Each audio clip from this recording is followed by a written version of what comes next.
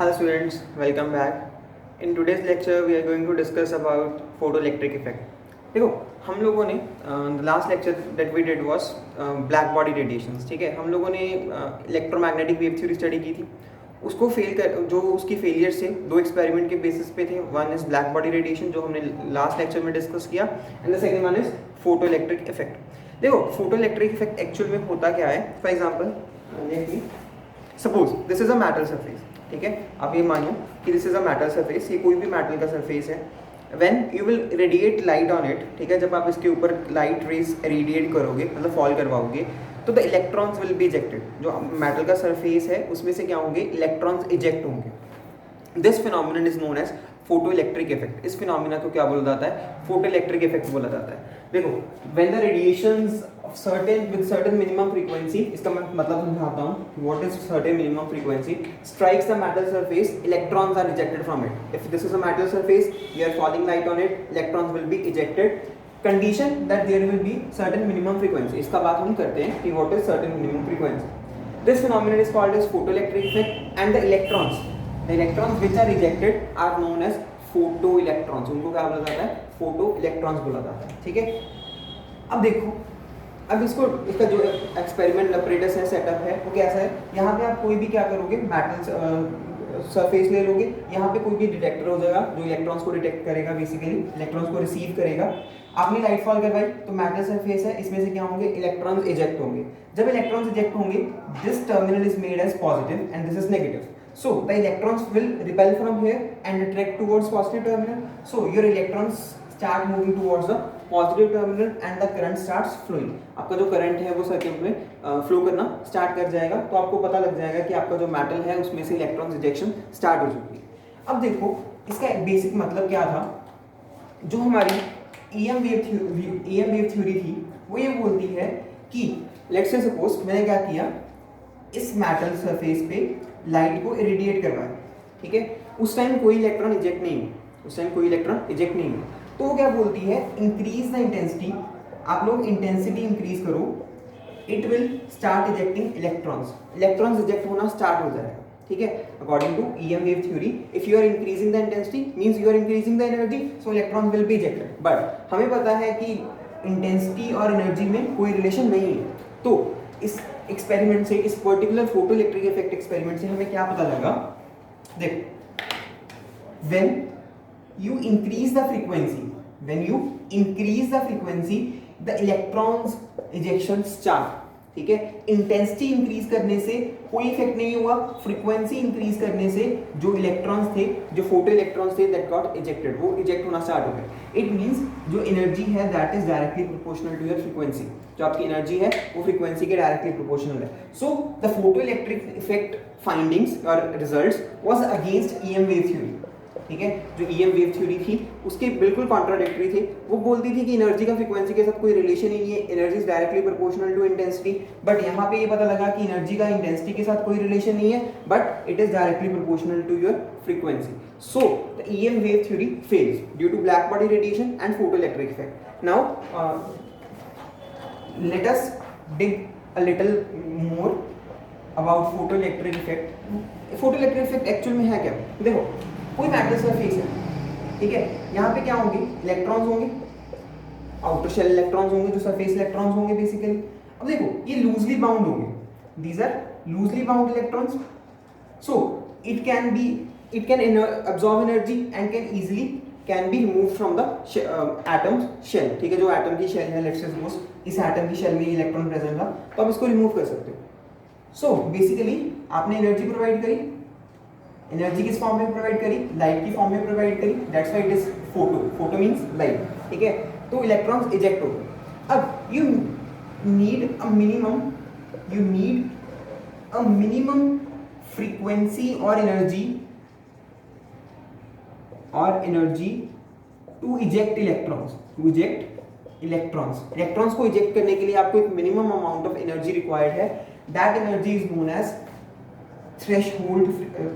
frequency is known as threshold frequency and correspondingly energy. ठीक है, उस चीज के लिए आपको जो फ्रीक्वेंसी रिक्वायर्ड है, the minimum frequency at which the ejection of electron starts, that is known as threshold frequency and is denoted by U0. ठीक है, अब देखो इसका मतलब क्या हुआ, सपोज करो कि जो आपकी न्यू नॉट की वैल्यू है, if your nu naught value is, suppose your nu naught value is 550 hertz suppose, ठीक है, and you are irradiating the light of frequency 500 hertz, will the photoelectrons be ejected? क्या इसमें से कोई ejection होगी? नहीं होगी। जो आपका पहला क्लासिकल थ्योरी था, ठीक है, क्लासिकल थ्योरी था, वो ये बोलता था कि कुछ नहीं होगा, अगर आप 500 की डाल रहे हो तो इलेक्ट्रॉन है वो पहला 500 एब्जॉर्ब करेगा, उसके बाद दूसरा 500 एब्जॉर्ब करेगा, इट विल हैव 1000 हर्ट्ज, सो उसमें से क्या करेगा ये 550 यूज करके इजेक्ट हो जाएगा। बट एक्चुअल में ऐसा नहीं होता, ठीक है। It was explained by Planck's quantum theory, Planck's quantum theory, ठीक है, हम लोग प्लैंक्स क्वांटम थ्योरी पढ़ेंगे कि ऐसा क्यों नहीं होता। एक्चुअल में हम लोग लाइट को we have considered electromagnetic waves, हमने लाइट को अभी तक वेव की फॉर्म में पढ़ा है, but light has dual nature, that is light can also behave as particle nature. जो फोटो इलेक्ट्रिक इफेक्ट है that uses particle nature of light, that uses particle nature of light. Particle nature of light means light contains small energy packets, small energy packets। For example यहां से मेरे पास light आ रही है, light आने का क्या मतलब है, उस लाइट में छोटे छोटे एनर्जी पैकेट्स होंगे, जैसे चॉकलेट के पैकेट्स होते हैं वैसे वैसे उसमें क्या होंगे, छोटे छोटे एनर्जी पैकेट्स होंगे। And each electron absorb one packet, हर एक इलेक्ट्रॉन एक पैकेट एब्जॉर्ब करेगा, ठीक है, like this electron absorb one packet, this electron absorb one packet and so on. अब क्या होगा, जब ये इलेक्ट्रॉन एक पैकेट एब्जॉर्ब करेगा, if that packet energy is equal to और ग्रेटर देन योर थ्रेशहोल्ड, ठीक है, अगर तो जो आपका पैकेट है उसकी एनर्जी इक्वल टू होगी या ग्रेटर देन होगी आपकी थ्रेशहोल्ड फ्रीक्वेंसी से, तो आपका इलेक्ट्रॉन क्या कर जाएगा, इजेक्ट कर जाएगा। But if your frequency or the energy of the packet is less than the required energy or frequency, electron will not going to be eject। उसमें उस केस में ऐसा नहीं होगा कि चलो एक पैकेट एब्जॉर्ब कर लिया, अब दूसरा पैकेट लेते हैं, दोनों को ऐड ऑन करते हैं, देन इलेक्ट्रॉन विल इजेक्टेड, ठीक है। दैट्स व्हाई वी से energy absorption is not continuously. याद है हम लोग एक वर्ड डिस्कस कर रहे थे कि जो एनर्जी है या हमारा जो भी है that is not a continuous process. वहां पे कॉन्टिन्यूस प्रोसेस का यही मतलब है कि डिसकॉन्टिन्यूस होती है जो एनर्जी एब्जॉर्प्शन या एमिशन है, पहले एब्जॉर्ब होगा, अगर तो वो यूटिलाइज होगा ठीक है, अदरवाइज उसको इजेक्ट कर दे, मतलब उसको क्या कर देगा, डैम्प कर देगा, वेस्ट कर देगा, उसके लिए उसका कोई यूज नहीं है। Then it absorb another, then it absorb another. ये नहीं होगा कि first it absorb first one, it keep the first one and then absorb second, then add on, या ऐड ऑन नहीं होगा, ठीक है। इंडिविजुअल पैकेट को एब्जॉर्ब करेगा, अगर वो इंडिविजुअल पैकेट की एनर्जी इतनी है कि उसको इजेक्ट कर सकता है, then only it will eject, otherwise the electron is not going to be ejected, ठीक है। अभी इतनी बात क्लियर है। ये चीज हम प्लैंक क्वांटम थ्योरी में और डिटेल में डिस्कस करेंगे। फोटो इलेक्ट्रिक इफेक्ट में आपको ये चीज समझनी है कि आपका जो लाइट है उसकी ड्यूअल नेचर है, इसमें कौन सी नेचर यूज कर रहे हैं हम लोग, पार्टिकल नेचर यूज करते हैं, we use particle nature of light, ठीक है। Particle nature of light means light contains small energy packets, light contains small energy packets and each packet has same energy, each packet has same energy। suppose you have 10 rupees notes, आपके पास 10 रुपए के notes हैं, ठीक है, जैसे कि ये एक 10 रुपए का नोट है, ये एक 10 रुपए का नोट है, ये एक 10 रुपए का नोट है, सो आपके पास 10 रुपए के नोट है। तो उसी तरीके के साथ लाइट के पास बहुत सारे नंबर ऑफ करेंसी नोट्स होंगे, बट सभी की जो एनर्जी मतलब डिनोमिनेशन होगी वो सेम होगी, ठीक है। और आप लोग करेंसी को तो ऐड कर सकते हैं ना, 10 + 10 20 30 40, वहां पे ऐड ऑन नहीं होगी, ठीक है। जो आपके फोटोन्स, जो आपके पैकेट्स की एनर्जी है वो एब्जॉर्ब नहीं होगी, and that photons are, that packets are known as, जो आपके लाइट पैकेट्स हैं that are known as photons. Light के वो क्या कहलाते हैं, फोटोन्स कहलाते हैं, ठीक है, they are known as photons of the light. चलो अब फटाफट से इसको सम अप करते हैं। The first and the foremost thing, you require minimum frequency, that is known as threshold frequency. उसको क्या बोला जाता है, थ्रेशहोल्ड फ्रीक्वेंसी बोला जाता है। Second, if you supply frequency greater than threshold frequency, ठीक है, means more energy than required, more energy than required, तो क्या होगा?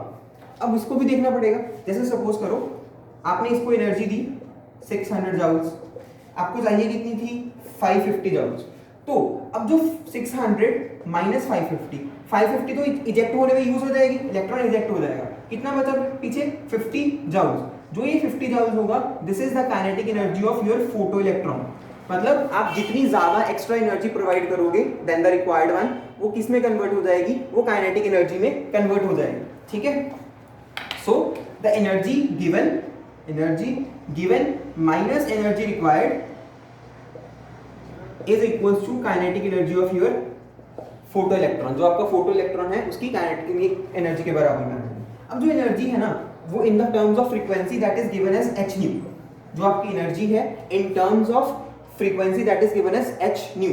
h इज प्लैंक्स कांस्टेंट, h इज प्लैंक्स कांस्टेंट। ये भी हम प्लैंक्स थ्योरी में आगे डिस्कस करेंगे। ठीक है, for the mean time you just remember कि जो एनर्जी है that is given as h nu. For example I have fallen the light with frequency nu and its threshold frequency is h nu naught. So your kinetic energy is equals to h nu minus h nu naught. Energy given h nu, energy required is h nu naught. So आपके पास जो बचा वो क्या, किसके equal आ गया? आपकी kinetic energy के equal आ जाएगा। ठीक है, सेकंड आपको इससे, थर्ड आपको इससे पता लगा जो एनर्जी एब्जॉर्प्शन है that is energy absorption is discontinuous and energy do not depend upon intensity पे आपकी एनर्जी डिपेंड नहीं करेगी। ठीक है, सिर्फ और सिर्फ किस पे करेगी? फ्रीक्वेंसी पे करेगी। ठीक है, and the one most important thing, if you increase the intensity, अगर आपने इंटेंसिटी इंक्रीज की, if you increase the intensity then what will happen? देखो, इंटेंसिटी इंक्रीज करने का क्या मतलब है? इंटेंसिटी इंक्रीज करने का मतलब क्या है? नंबर ऑफ फोटोन्स आपने इंक्रीज किए, नंबर ऑफ फोटोन्स इंक्रीज किए। सपोज करते हैं हम लोग that first you are falling 100 photons. आप पहले क्या कर रहे थे? 100 फोटोन्स फॉल कर रहे थे। ठीक है, उन सबकी एनर्जी इतनी है कि इलेक्ट्रॉन को इजेक्ट कर सकते हैं। ठीक है, अब क्या होगा? हमने पढ़ा कि एक इलेक्ट्रॉन एक फोटोन को इजेक्ट कर सकता है, एक इलेक्ट्रॉन एक फोटोन को एब्जॉर्ब करके इजेक्ट हो सकता है। सो हमारे पास कितने इलेक्ट्रॉन्स इजेक्ट होंगे? 100 इलेक्ट्रॉन्स इजेक्ट होंगे। अगर आप 100 फोटोन्स इजेक्ट फॉल करवा रहे हो, स्ट्राइक करवा रहे हो, तो आपके पास 100 इलेक्ट्रॉन्स क्या हो जाएंगे? इजेक्ट हो जाएंगे। Now I have increased it to 1000। अगर मेरे फोटोन्स 1000 कर दिए तो आपके इलेक्ट्रॉन्स इजेक्टेड भी कितने होंगे? थाउजेंड्स होंगे। तो if you increase the intensity, अगर आपने इंटेंसिटी इंक्रीज की तो number of electrons ejected increase होंगे। ठीक है, मतलब intensity is directly proportional to the number of electrons ejected. अब ये देखो, हम लोगों ने जो सर्किट बनाया था, the circuit that we have made, कुछ ऐसा ही था ना। यहाँ पे लाइट फॉल करवाई, इलेक्ट्रॉन्स आए, यहाँ पे हमें करंट देखा। अब देखो, जितने ज्यादा इलेक्ट्रॉन्स इजेक्ट होंगे उतना ज्यादा क्या होगा? करंट होगा, क्योंकि करंट क्या है? Basically charge per unit time. जितने ज्यादा इलेक्ट्रॉन होंगे उतना ज्यादा करंट होगा।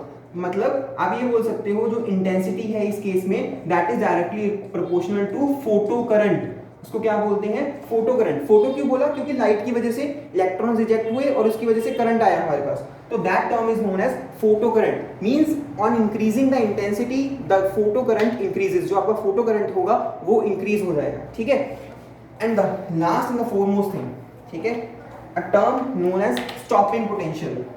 स्टॉपिंग पोटेंशियल, देखो स्टॉपिंग पोटेंशियल क्या चीज होती है? आपके पास यहाँ पे पॉजिटिव टर्मिनल था, यहाँ पे आपके पास नेगेटिव टर्मिनल था। ठीक है, कुछ इस तरीके से हमने ये सेटअप किया था। यहाँ पे इलेक्ट्रॉन इजेक्ट हुए और आपके इलेक्ट्रॉन्स यहाँ तक रीच कर गए। अब सपोज करो आपको स्टॉपिंग पोटेंशियल, मतलब आपको इतना पोटेंशियल प्रोवाइड करना है कि आपका इलेक्ट्रॉन यहाँ तक रीच ना कर पाए, इस पर्टिकुलर डिटेक्टर तक आपका इलेक्ट्रॉन है जो वो रीच ना कर पाए। तो आप क्या करोगे? इस टर्मिनल को नेगेटिव बनाना स्टार्ट करोगे, इस टर्मिनल को क्या करोगे? आप नेगेटिव बनाना स्टार्ट करोगे।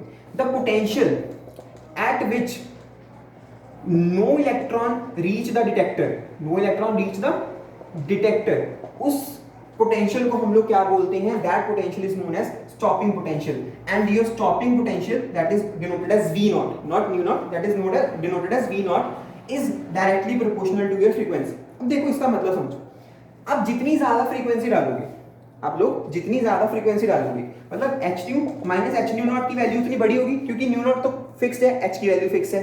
जितना ज़्यादा आपका न्यू होगा उतना ज़्यादा H new minus H new not होगा, मतलब उतनी ज़्यादा आपकी क्या होगी, काइनेटिक एनर्जी होगी। जो आपके इलेक्ट्रॉन्स बाहर निकले हैं उनकी काइनेटिक एनर्जी उतनी ही ज़्यादा होगी, तो उतनी ही ज़्यादा आपको फोर्स लगानी पड़ेगी उसको रोकने के लिए। सो उतना ही ज़्यादा मतलब आपको क्या करना पड़ेगा, स्टॉपिंग पोटेंशियल लगाना पड़ेगा in order to stop your electrons from reaching the detector.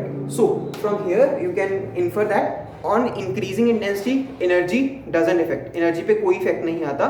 on increasing frequency energy increases, on increasing frequency your stopping potential increases, on increasing intensity your number of electrons ejected increases, hence your photocurrent increases.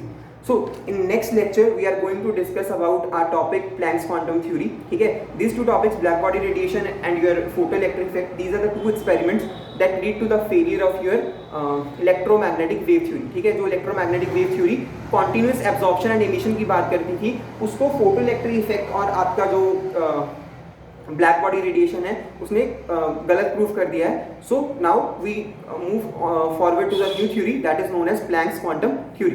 Thanks for watching, hope this topic you got it, ठीक है।